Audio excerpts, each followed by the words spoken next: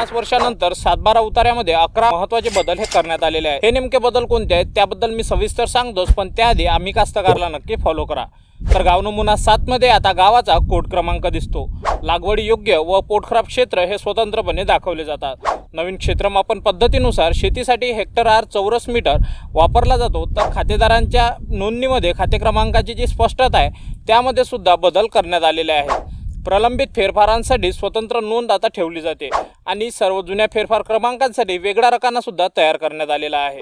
2 खातेदारांच्या नावामध्ये ठळक रेष असलेले गट क्रमांक, शेवटचा फेरफार क्रमांक व त्याची तारीख आणि इतर हक्क रकान्यामध्ये शेवटी आता दाखवली जाते।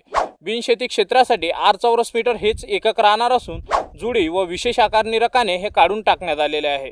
बिनशेतीच्या 7व्या उतार्याच्या शेवटी आता सदरचे क्षेत्र अकृषक क्षेत्रामध्ये रूपांतरित झाल्याचं गाव नमुना 12 लागू नये अशी सूचना दिली जाते। या बदलांबद्दल अधिक माहिती हवी असेल तर आम्हाला फॉलो करून कमेंट करा भारी, आणि मी तुम्हाला सविस्तर व्हिडिओ तुमच्या DM मध्ये पाठवून देईन।